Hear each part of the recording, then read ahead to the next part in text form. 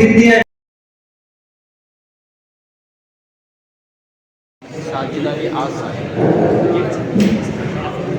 السلام علیکم ورحمۃ اللہ وبرکاتہ.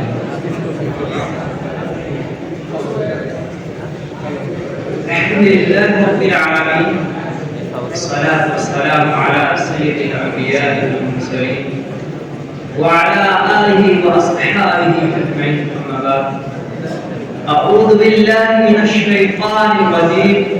بسم اللہ الرحمن الرحیم.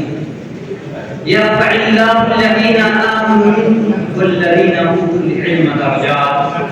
وقال النبي صلى الله عليه وسلم طلب العلم فريضة على كل مسلم.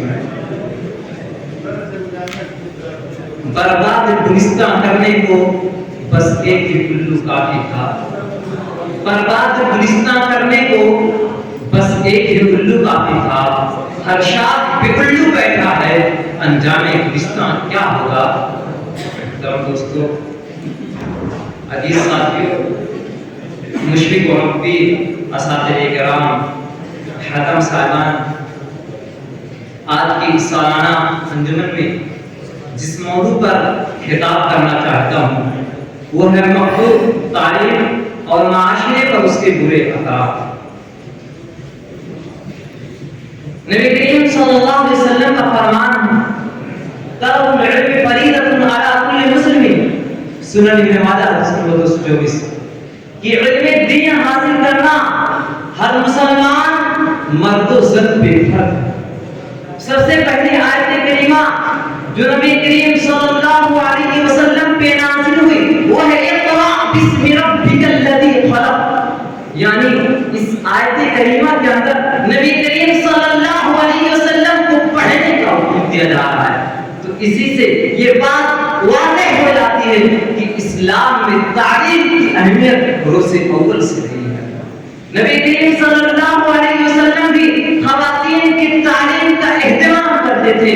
جیسا کہ حضرت ابو سعید خدری رضی اللہ عنہ کی حدیث ہے، وہ بیان کرتے ہیں کہ عورتوں نے نبی کریم صلی اللہ علیہ وسلم سے درخواست کی کہ آپ کے پاس مردوں کی بھیڑ رہتی ہے، اس لیے ہم عورتوں کے لیے بھی ایک دن مختص فرما دیجیے. اس پر آپ صلی اللہ علیہ وسلم نے ان عورتوں کے لیے ایک دن مقرر کر دیا. صحیح بخاری کتاب العلم.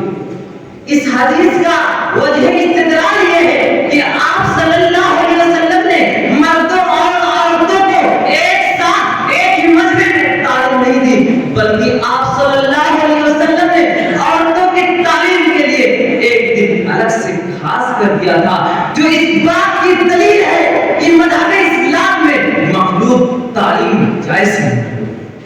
محترم دوستو، آئیے سب سے پہلے ہم یہ جان لیتے ہیں کہ مخلوق تعلیم کسے کہتے ہیں.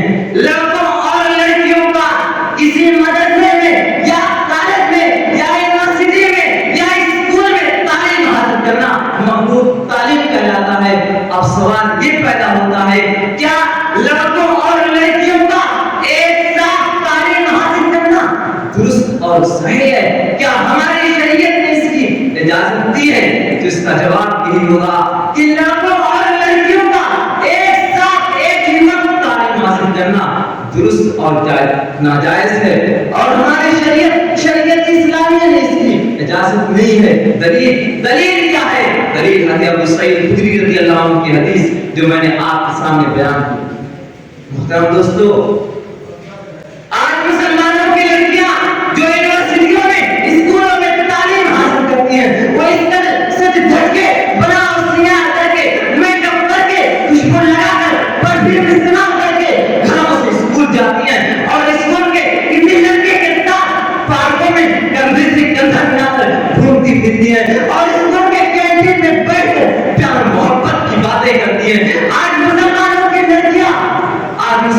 لڑکیاں یونیورسٹیوں اور اسکولوں کے فنکشن میں جھوم کر ڈانس کرتی ہیں، اور ان کے ماں باپ بھی بڑے شوق سے دیکھتے ہیں. اللہ اقبال نے کہا ایک خوب نشر کی جائے کہ اللہ سے کرے دور تو تعلیم بھی فتنہ، اللہ سے کرے دور تو تعلیم بھی فتنہ، اولاد بھی جاگیر بھی فتنہ، ناحق کے لیے اٹھے تو شمشیر بھی فتنہ، شمشیر بھی نعرہ تکبیر بھی فتنہ. محترم دوستو، اسلام میں تعلیم نسواں سے روکا نہیں گیا ہے، بلکہ اسلام تعلیم کے ان طریقوں سے منع کرتا ہے جو صرف نازک کو اس کے نسوانیت سے معلوم کر کے بے حیا اور آوارہ بنا دے۔ اسلام نے ان تمام راستوں پر جگہ جگہ ٹوک لگا دی ہے جہاں انسان زناکاری کے راستے پر جا سکتا ہے۔ اسلام مرد و زن میں بے حیاپانہ اختلاف کو انسانی معاشرے کے لیے تباہ قرار دیتا ہے۔ نبی کریم صلی اللہ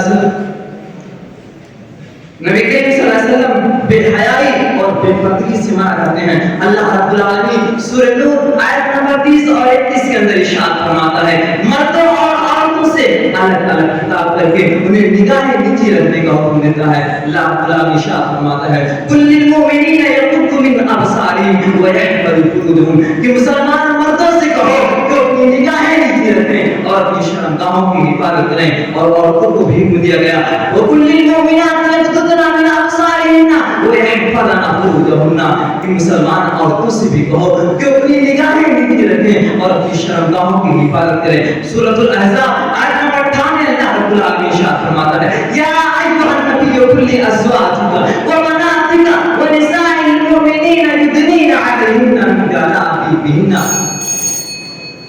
اب آخر میں اللہ رب العالمین سے دعا گو ہوں کہ اے بار الہی، تو مخلوق تعلیم کے ذریعے سے جو زناکاری اور بدکاری آج معاشرے کے اندر پھیل رہی ہے، تو اس برائی کو ختم کر دے اور ہمارے معاشرے کو ایک اچھا اور پاکیزہ معاشرہ بنا دے۔ آمین۔ وآخر دعوانا الحمدللہ رب العالمین۔